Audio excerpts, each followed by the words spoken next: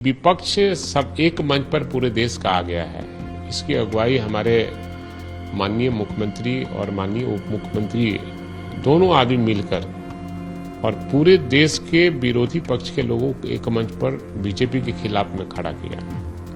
तो हमारी व्यक्तिगत राय है कि बिहार का प्रधानमंत्री हो और माननीय मुख्यमंत्री नीतीश कुमार उस लायक हैं। बिहार के मुख्यमंत्री नीतीश कुमार को इंडिया गठबंधन का पीएम उम्मीदवार बनाने की मांग एक बार फिर से तेज हो गई है और ये मांग कोई और नहीं, इस बार आरजेडी की तरफ से की गई है। नीतीश कुमार की पार्टी जेडीयू के नेता लगातार उन्हें गठबंधन का प्रधानमंत्री उम्मीदवार बनाने की मांग करते रहे हैं। इस बीच आरजेडी प्रवक्ता और विधायक भाई वीरेंद्र ने मांग उठाई है कि अगला प्रधानमंत्री बिहार से ही होना चाहिए।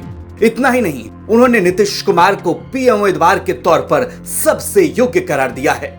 बिहार के मुख्यमंत्री नीतीश कुमार कल फुलवारी शरीफ स्थित खानकाह मुजीबिया गए और वहां उन्होंने चादर पोशी की। हालांकि उसके बाद एक छोटा सा विवाद ये हुआ कि वहां जदयू के कुछ कार्यकर्ताओं ने इस बात का दावा किया कि उन लोगों ने दुआएं मांगी है इस बाबत कि मुख्यमंत्री प्रधानमंत्री बन जाए। और इस पूरे मामले पर बात करने के लिए हमारे साथ मौजूद हैं राजद के विधायक भाई वीरेंद्र।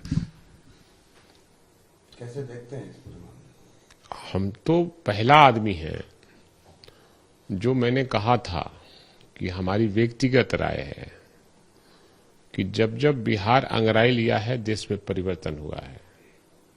देश की आजादी 9 अगस्त 1942 का बात याद कीजिए। गांधी जी ने बिहार से ही लड़ाई शुरू की थी देश की आजादी, अंग्रेजों भारत छोड़ो का नारा दिया था। तो देश में परिवर्तन हुआ, आजाद हम हुए। पहला राष्ट्रपति बिहार दिया डॉक्टर राजेंद्र प्रसाद, देश रत्न डॉक्टर राजेंद्र प्रसाद के रूप में। तो हमारी अपनी व्यक्तिगत राय है कि विपक्ष सब एक मंच पर पूरे देश का आ गया है।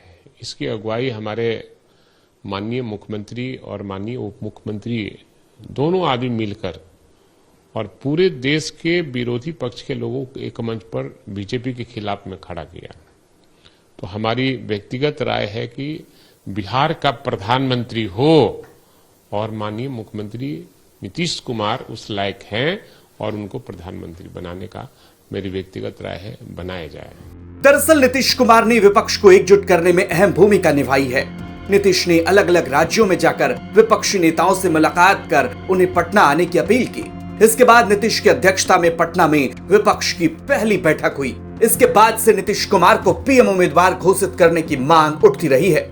नीतीश कुमार की पार्टी और जेडीयू के तमाम बड़े नेता समय समय पर नीतीश को पीएम उम्मीदवार के तौर पर योग्य बता चुके हैं। हाल ही में बिहार विधानसभा के डिप्टी स्पीकर महेश्वर हजारी ने भी कहा था कि सीएम नीतीश पीएम के लिए सबसे योग्य हैं। डॉक्टर लोहिया के बाद, जॉर्ज साहब के बाद यदि कोई सबसे बड़े समाजवादी नेता है तो उसका नाम है नीतीश कुमार जी। और देश में इनसे समाजवादी नेता कोई नहीं है। इसलिए अभी जो इंडिया अलायंस के तरफ से प्रधानमंत्री की बातें चल रही है, सारे के सारे गुण आदरणीय नेता नीतीश कुमार जी में है।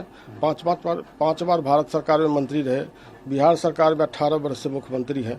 मैं समझता हूँ इतना योग्य व्यक्ति पूरे भारत में नहीं है। इसलिए इंडिया अलायंस जब भी घोषणा करेगी प्रधानमंत्री का तो आदरणीय नेता नीतीश कुमार जी के ही करेगी। हालांकि नीतीश कुमार कई मौकों पर कह चुके हैं कि वो प्रधानमंत्री पद की रेस में नहीं है, वो केवल विपक्ष को एकजुट कर रहे हैं। हालांकि देखना दिलचस्प होगा कि नरेंद्र मोदी के चेहरे के सामने इंडिया गठबंधन की तरफ से पीएम का चेहरा आखिर होगा कौन। पटना से आदित्य वैभव की रिपोर्ट, बिहार तक।